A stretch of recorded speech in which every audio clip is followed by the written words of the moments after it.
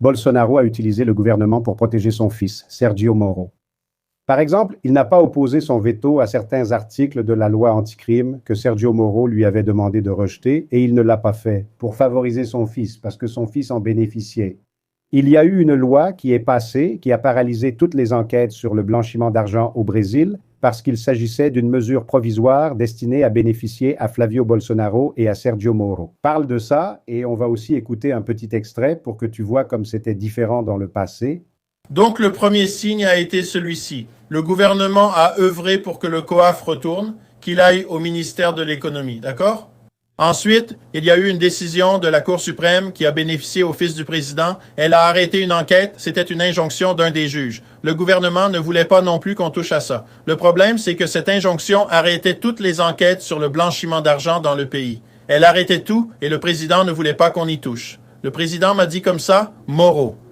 Si tu ne vas pas aider, ne gêne pas. Parce qu'il ne voulait pas, parce que je lui avais dit. Président, cette injonction, je comprends la procédure visant ton fils. Mais, pour le pays, c'est une catastrophe. Elle arrête tout.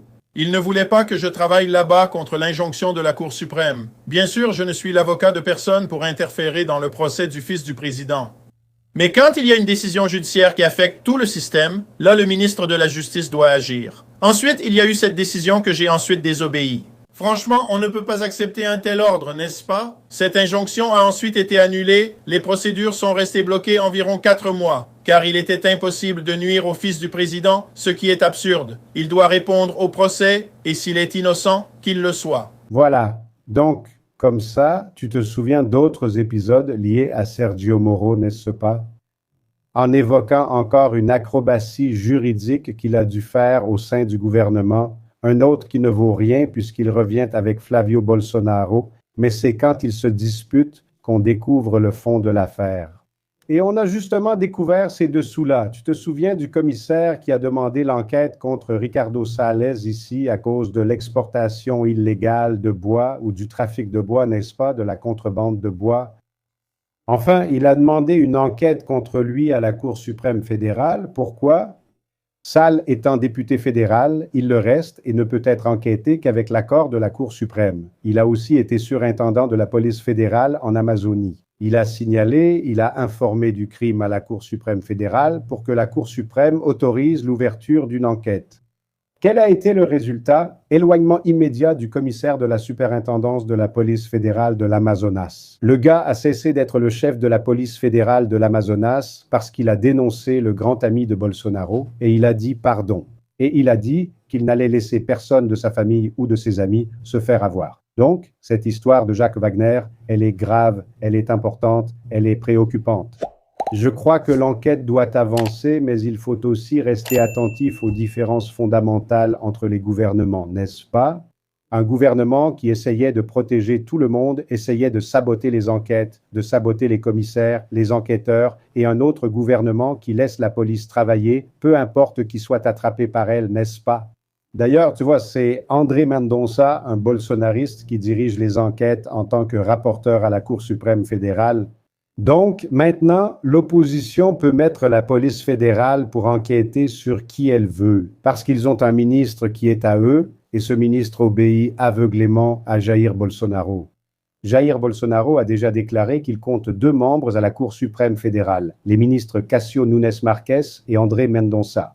Actuellement, il en a 3, dont Luis Fux, devenu bolsonariste soudainement, n'est-ce pas?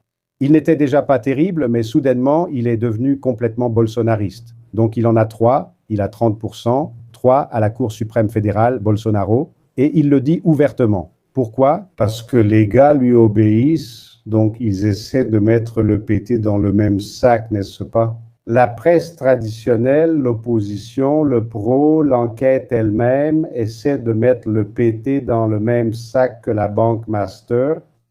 Mais le PT, en tant qu'institution, en tant que parti politique, les membres du PT n'ont absolument rien à voir avec ça.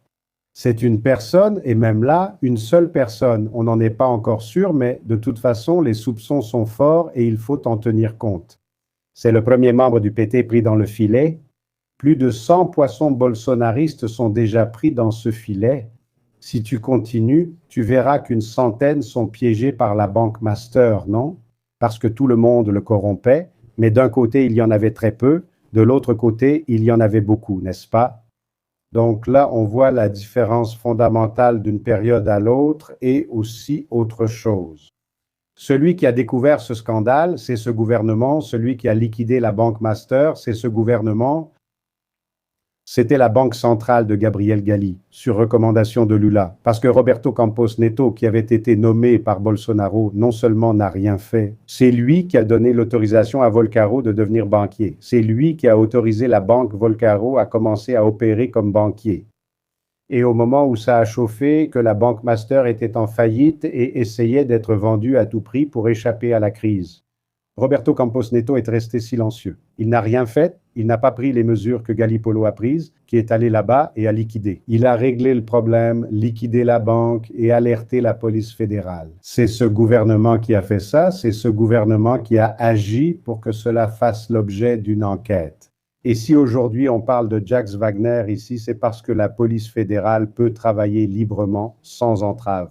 Et ça, on ne doit jamais l'oublier, n'est-ce pas? Maintenant, Jacques Wagner, en tant que leader du gouvernement, ce n'est pas vraiment fameux, ça ne l'a jamais été, si on juge par exemple par le processus d'approbation, en fait de rejet de Jorge Messias, n'est-ce pas? On dirait qu'il n'a pas travaillé, qu'il n'a fait aucun effort, aucune tentative sérieuse pour faire approuver le nom de Messias, qui était la nomination de Lula. Lula subit une défaite historique, n'est-ce pas? Et il y a la main de Jacques Wagner là-dedans, même si c'est par incompétence, mais il y est. Tu as vu qu'Alcolumbre, aujourd'hui, a pris la défense de Jacques Wagner, ce qui est aussi très étrange, parce qu'être défendu par Alcolumbre, ce n'est pas vraiment une bonne chose, mais Alcolumbre l'a défendu. Enfin, maintenant, on doit attendre le résultat de ces enquêtes, attendre pour savoir ce qui va se passer avec ces matériaux qui ont été saisis. Quant à Jacques Wagner, il va devoir rendre des comptes sur ses dollars et ses euros. Et si vraiment cet argent vient des indemnités journalières, ce sera très facile à prouver parce qu'il y a là-bas au Sénat un relevé de tout ce que c'est. Chaque petite enveloppe de dollars ou d'euros remise au sénateur est là, bien notée, bien enregistrée, avec le jour, l'heure, la minute, la seconde.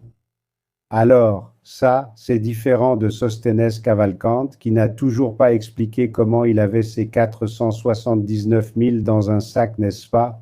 Jacques Wagner peut expliquer l'origine, et quand il implique le Sénat en disant que cet argent vient du Sénat, que c'est de l'argent qu'il recevait du Sénat, il affirme quelque chose qu'en théorie, il doit pouvoir prouver.